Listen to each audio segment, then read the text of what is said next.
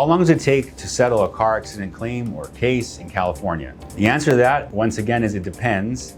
It depends on several factors. I think most importantly is the nature and extent of your injuries. So, if you go get some therapy for a few months and you feel better, hey, that's great. That means that we'll get the medical report and billing relatively quickly and send a demand for settlement to the at-fault insurance company, assuming that fault or liability has been accepted by them. If there's something more serious going on with you where you need diagnostic studies like MRIs done and you have ongoing problems, let's say with your back, neck, sometimes you have problems with other body parts, shoulders, knees, or even a brain injury, then additional medical experts and tests need to be seen and done. And so in those situations, things will take longer because we would need to wait for the appropriate medical treatment to be done, wait to get the medical reports, records, and billing, put that all together in a package, write what's called a demand letter, which summarizes the nature and extent of the injuries with an appropriate demand for compensation to the insurance company. And once that is done, then the ball goes into the insurance company's court where they, evaluate the demand and they determine if they think that what we're asking for is reasonable. Sometimes they respond by saying, you know what, this is all we have. Here's the maximum. It's called the policy limits. We have X number, let's say, $100,000. This is all the coverage that our insured purchased, the at-fault person or company. Here you go. We're offering you the maximum.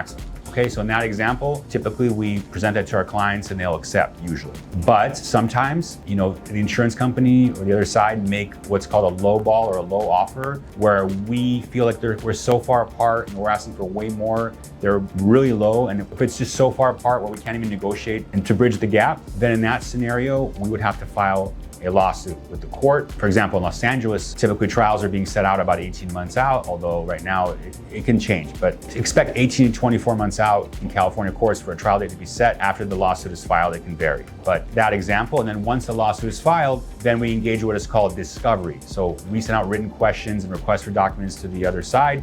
They send written questions, requests for documents to us so that we have to prepare that on behalf of our clients, go over that with our clients, produce the records, answer the questions, and then typically depositions have to be taken. A deposition is testimony under penalty of perjury with a court reporter where, the injured person, the plaintiff, our client has to explain basically and answer the questions of what happened and what are their injuries, explain their medical treatment, what is the prognosis, what are their current limitations or complaints, etc., right? So that's that typical step. And then if it goes further, the other side has a right take a medical examination of our client, where they have a doctor they hire to do one medical examination of the client. We would send a nurse observer to that medical examination to record everything. We get a report back. And usually, if it goes further, we can go into what's called mediation. Mediation is a confidential process where a neutral third party known as a mediator can try to help the sides negotiate an agreed upon settlement. So that's a typical timeline in a litigation case where there's a lawsuit. However, sometimes the gap can never be bridged. We feel that they're just not valuing it fairly or they don't want to accept fault when we think that they should.